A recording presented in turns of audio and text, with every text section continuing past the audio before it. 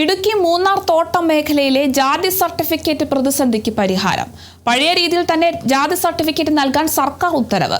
മുഖ്യമന്ത്രിക്ക് നിവേദനം നൽകിയിരുന്നുവെന്നും വിഷയത്തിൽ സർക്കാർ ഇടപെട്ടെന്നും ദേവികുളം MLA എഫ് രാജ പറഞ്ഞു. കേരള വിഷൻ ന്യൂസ് വാർത്തയ്ക്ക് പിന്നാലെയാണ് MLAയുടെ പ്രതികരണം.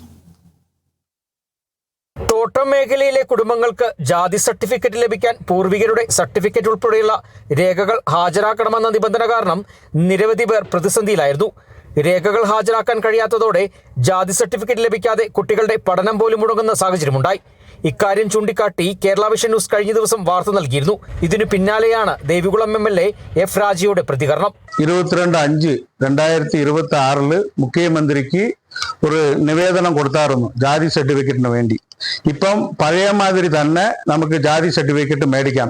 50 വർഷം മുമ്പുള്ള കമ്പനിയുടെ സർട്ടിഫിക്കറ്റ് നമുക്ക് ഇനി ആവശ്യമില്ല, പഴയ മാതിരി തന്നെ മേടിക്കാമെന്നാണ് നമുക്ക് ഓർഡർ വന്നേക്കുന്നത്. ഇനി നമുക്ക് എല്ലാ വില്ലേജ് ഓഫീസുകളിലും നമുക്ക് പഴയ മാതിരി തന്നെ കിട്ടാനുള്ള സാഹചര്യമാണ്.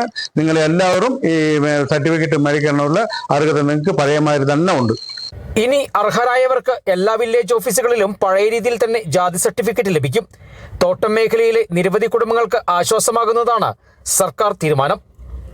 Kerala vision news, Idukki.